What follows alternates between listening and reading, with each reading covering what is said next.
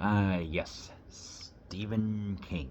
Truly, the maestro of horror, the king of horror of the past 50 years with novels. You cannot deny that. So, what does he do when he has one underneath a pseudonym of Richard Bachman, when he releases various not books and stuff like that?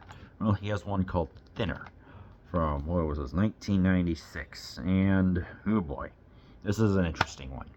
Usually with his adaptations, they fall in two categories. Ones that are legendary, like The Green Mile, the original Shining, and then ones that are just so, what am I even watching? Like, The Stand and Maximum Overdrive, and definitely The Thinner is one of that. It's like, hey, let's get this lawyer, and he's not exactly the greatest person in the world. He's not like super bad either. He's in between, and as he's receiving Road Fellatio, Roadhead, whatever, strikes a Romani, and the elder Romani decides to place a curse on by saying thinner, played by the father from in My Big Fat Greek Wedding. Put some Vindex on it or whatever. Anyway, and he starts getting thinner massively, and I'm like, all right, I'd like to see what it even has a tagline of you're digging your own grave with a fork and spoon. I like that. So I don't know. This movie's just odd.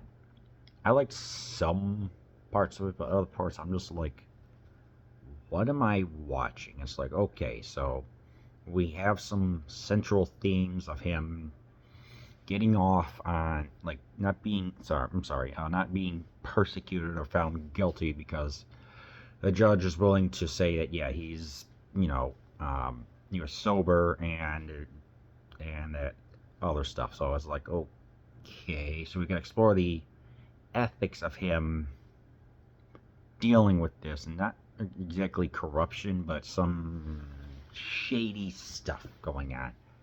I'm like, all right. And then we get inconsistent tonality. I'm like, what?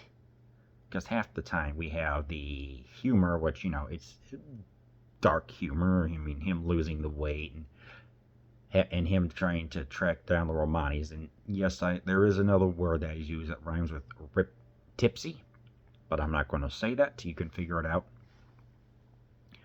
And so it's just figuring out what is going on. I don't know. It's just, it's trying to. This movie feels like it's trying to walk a balance between which should be a dark comedy or dealing with some unfortunate stereotypes of the Romani folks, but it just gets into over the top territory and stuff that's just so bizarre. Let me explain. Some of the other people that get cursed, there's one who becomes a lizard, right? And a rash or whatever, and eventually like saying, hey, this person who's becoming a lizard is driving a Lincoln Continental or truck or whatever. Pat goes out literally in a blaze of glory, and it was the judge's wife that said, well, he always wanted to be cremated, so it has that dark humor that I like. But then you get the Romani people. One of them has an exploding slingshot, and this thing does damage. What? I don't know. It's just so weird. The guy who plays him, I mean, Robert John Burke of RoboCop 3 and Tombstone. He does a good job. It's like, he's interacts with his family well and everything, and I like that.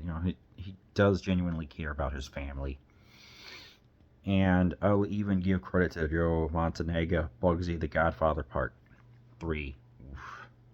Also voices Fat Tony from The Simpsons. Yes. This character is over the top, but again, by sheer coincidence, that character also, his mother knows how to remove a Romani curse. What? I don't know. This movie is just so all over the place. Then we discover that Billy's wife, the attorney's wife, is having an affair. Okay.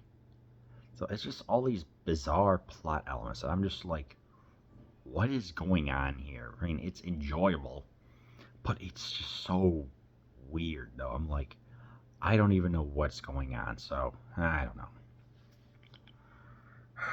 So this was directed by Tom Holland, not Spider-Man, the director. And the script writer put together like, hey, I have a good script here, but it took 10 years for everything eventually for it to come to pass. So it could have been. It feels like it's a 1980s movie that got made 5 years too late. So, I don't know, man. It's just this movie is just so weird and bizarre. And how does he ultimately remove the curse? Well, he meets up with a 109-year-old gypsy. I'm sorry, Romani, and the daughter was 78 years old. Seriously. It says here, place the curse in this pie. His blood goes in there. Feeds it to his ex. Feeds it to his wife, and we get to see an interesting decaying body. Okay, I like that. And then we get to see that. Fortunately, his daughter eats it, so he's about to, unalive himself. But then the doctor comes in that was having an affair with him, with his wife, and he says, "Here, go ahead and take this." So I guess that was a dark humor. So I don't know. This is just such a bizarro movie. It won an award for best makeup, which I can definitely see. Production team was having trouble because he's like going from 300 pounds all the way to 120, when Robert himself was like 160 pounds. So it's just, I don't know. This movie's just so bizarre. Again, with that balance, it's just not like it's over the top with like, say, Maximum Overdrive. That's just so bad. It's good. This is just too weird even for my taste. So I don't know. Well, that's if you want to keep that in mind as you watch.